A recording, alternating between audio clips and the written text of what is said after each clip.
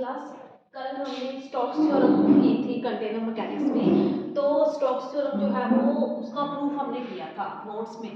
तो आज हम स्टोक्स थ्योरम का एक क्वेश्चन कर रहे हैं एग्जांपल। तो स्टोक्स थ्योरम के साथ एक प्रूफ करना आ जाएगा क्वेश्चन आपका। वो कैसा है क्वेश्चन, देखो स्टोक्स थ्योरम अपने ऊपर लिखी हुई है a dot dy is equal to n dot del cross से ds।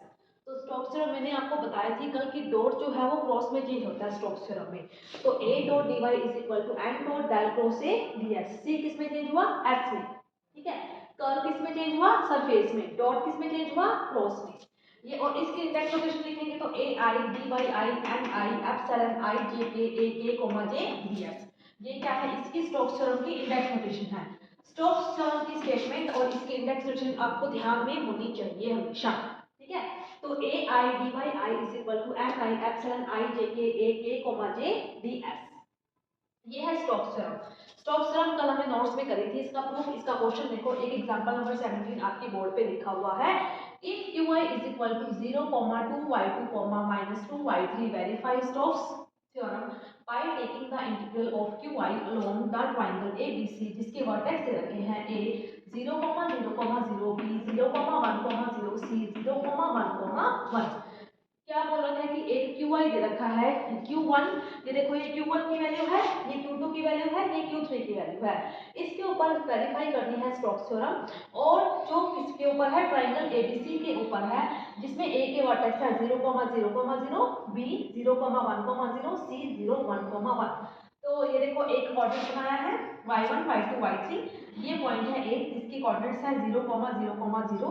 ये है b जिसके कोऑर्डिनेट्स है 0, 1, 0। और इसके बाद है c जिसके कोऑर्डिनेट है 0, 1, 1। ठीक है, तो ये इसके कोऑर्डिनेट है हमने बनाए। अब इसके ऊपर सबसे पहले स्टोक्स थ्योरम, ये भी यूजिंग स्टोक्स थ्योरम। qi है तो qi आएगा, a दिया हुआ है तो ai आएगा। qi dy i is equal to epsilon i j k q k j ds।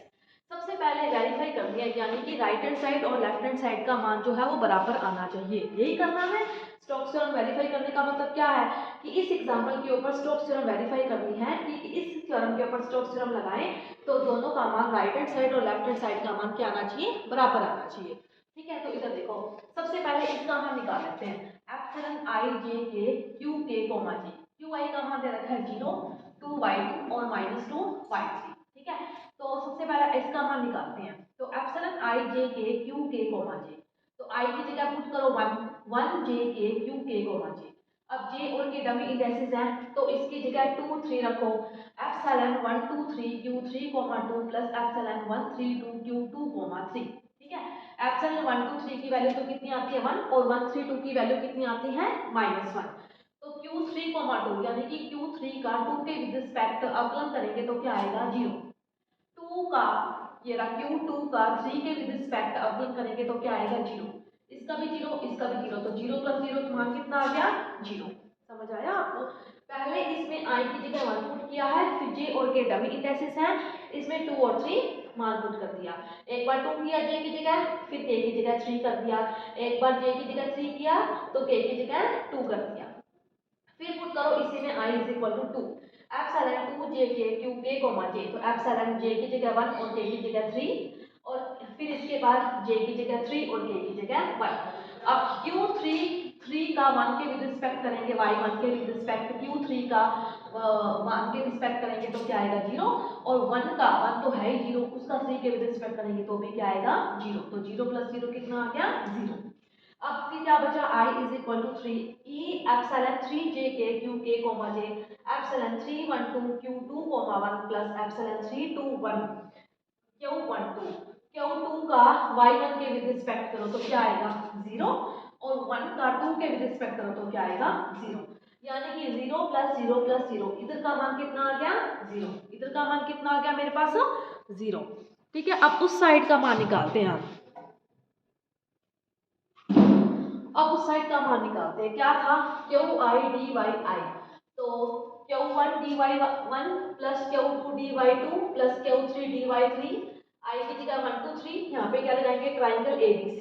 ये रहा मेरे पास ट्राइंगल ABC, A B और C 0 0 0 0 1 0 0 1, 1। ठीक है, तो अब सबसे पहले इस इंटीग्रल पे चलते हैं a b पे, यानी कि ये ए बी लाइन पे चलते हैं। तो ये ए बी, अब देखो ध्यान से देखो डायग्राम में, ए बी में हमारे पास ये देखो 0 से 0 यानी कि y1 0 है तो dy1 भी क्या आएगा 0 है ना, और y2 0 से 1 है तो देखो y2 आएगा, तो y2 की लिमिट है तो 2y2 लगा दिया, क्योंकि qy की वैल्यू मेरे पास क्या है 2y2, क्या है 2y2 dy2, और q3 की वैल्यू जो है मतलब कि y3 की वैल्यू क्या होगी 0 से 0, तो y3 0 तो dy3 भी 0। तो ए बी लाइन के ऊपर जब हम चलते हैं तो y1 0 तो dy1 0, ये खत्म, y3 0 तो dy3 0, तो ये भी खत्म हो गया। तो बचेगा क्या, q2 की वैल्यू डाल दो 2y2 और साथ में क्या आएगा dy2, ये हमारा ए बी खत्म हुआ। समझ आया आपको ए बी? ए बी में देखो y1 0 है, y2 की वैल्यू जिसकी लिमिट चेंज होनी है उस वही वही मतलब कि वही आएगा, वही फंक्शन आएगा। अब यहाँ पे y3 की वैल्यू भी 0 से 0 है तो y3 0 तो dy3 भी 0 हो जाएगा। तो ए बी लाइन पे ओनली क्या आएगा 2y2 dy2। ठीक है, अब आ जाओ BC लाइन पे। इस BC लाइन पे देखिए सबसे पहले 0 से 0 यानी कि y1 0 तो ये हो गया खत्म। ठीक है, फिर 1 से 1 y2 की वैल्यू क्या है, y2 की वैल्यू क्या है, y2 की वैल्यू क्या है 1, तो dy2 की वैल्यू भी क्या होगी 0, तो ये भी क्या हो गया खत्म। ठीक है, फिर 0 से 1 y3 आएगा ओनली, तो हमारे पास y3 की वैल्यू क्या है -2y3, तो -2y3 dy3। BC में क्या आएगा ओनली y3 आएगा, क्योंकि इसकी भी लिमिट में चेंज हो रहा है 0 से 1, जिसकी लिमिट में परिवर्तन हो रहा है वही वाला हमारे पास फंक्शन आएगा, चाहे y1 है चाहे y2 है चाहे y3 है। ठीक है, b से लेके c तक जाएंगे तो 0 से 0 कोई परिवर्तन नहीं हुआ तो y1 खत्म, फिर 1 से 1 y2 में भी कोई परिवर्तन नहीं हुआ तो y2 = 1 है तो dy2 भी क्या होगा 0, और y3 0 से 1 परिवर्तन हो रहा है तो y3 आएगा ओनली, और q3 मतलब q3 की वैल्यू क्या होगी -2y3 dy3। इतना समझ में आई? अब हम चलते हैं CA की तरफ, क्या है CA की तरफ ऐसे चलते हैं। तो देखो 0 से 0 मतलब कि dy1 जो 0 है तो dy1 खत्म हो गया तो qy1 और dy1 क्या हो जाएगा पूरी तरीके से खत्म हो जाएगा, 0 आ जाएगा। फिर 1 से 0 y2 की वैल्यू है 1 से 0 परिवर्तन हो रहा है ना, तो देखो CA में क्या होगा हमारे पास 1 से 0, ये रहा 2y2 dy2, 2y2 dy2, ये देखो यहाँ पे है 2y2 dy2 CA। फिर इसके बाद y3 की वैल्यू भी 1 से लेके 0 है तो इसमें q3 की वैल्यू क्या होगी -2y3 dy3, -2y3 dy3। मतलब एक ही लाइन पे QI के तीनों कंपोनेंट्स देखने हैं, फिर दूसरी लाइन पे भी QI के तीनों कंपोनेंट्स देखने हैं, फिर तीसरी लाइन पे भी QI के तीनों कंपोनेंट्स देखने हैं। ठीक है, तो अब देखो 2y2 dy2 का समाकलन करेंगे तो 2y2 2 लिमिट क्या थी 0 से 1 थी, -2y3 y3 का करेंगे तो y3 डिवाइड बाई 2 0 से 1 लिमिट थी, प्लस 2y2 dy2 2y2 का स्क्वायर 2 1 से 0 लिमिट क्या थी 1 से 0 थी, तो 1 से 0 ही लिमिट लगाएंगे, -2y3 2 1 से 0 लिमिट लगा दी। ठीक है, यहाँ से 2 से 2 कैंसिल हो गया, 2 से 2 कैंसिल हो गया, 2 से 2 कैंसिल हो गया, 2 से 2 कैंसिल हो गया, इधर लगाएंगे तो 1 - 0 -1 - 0 प्लस 0 - 1 -0 - 1, तो 1 -1 और ये +1, इससे ये कैंसिल हो गया, इससे ये कैंसिल हो गया, आंसर क्या आ गया 0। तो उस साइड का मान भी हमारे पास क्या आया था 0 आया था, और इस साइड का मान भी क्या आया है epsilon i j k q k j का मान भी मेरे पास 0 आया था, और q i d y i का मान भी 0 आया था। तो 0 = 0, left hand side = right hand side, तो ये हमारी स्टोक्स थ्योरम क्या हो गई प्रूफ हो गई। ठीक है, वेरीफाई हो गई स्टोक्स थ्योरम किस एग्जाम्पल के ऊपर, ऐसे कोई से भी एग्जाम्पल आपके पेपर में आ सकते हैं, आपको एग्जाम्पल ध्यान से करने हैं, दोनों साइड लेके चलनी है, उनका मान बराबर आना चाहिए।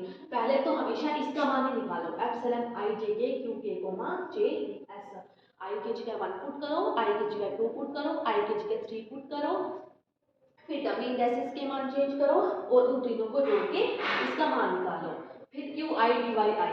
इस लाइन पे आप देखो कि कौन से कंपोनेंट y1 y2 y3 तीनों में से कौन से कंपोनेंट 0 हो रहे हैं, जिसकी लिमिट का मान परिवर्तन हो रहा है वही हमारे पास आएगा, जिसकी लिमिट का मान परिवर्तन नहीं हो रहा वो हमारे लिए 0 हो जाएगा कंपोनेंट उस लाइन के ऊपर। इस तरीके से AB लाइन के ऊपर, इस तरीके से BC लाइन के ऊपर, इस तरीके से CA लाइन के ऊपर हमें करना है। ये आपका एग्जाम्पल है स्टोक्स थ्योरम का।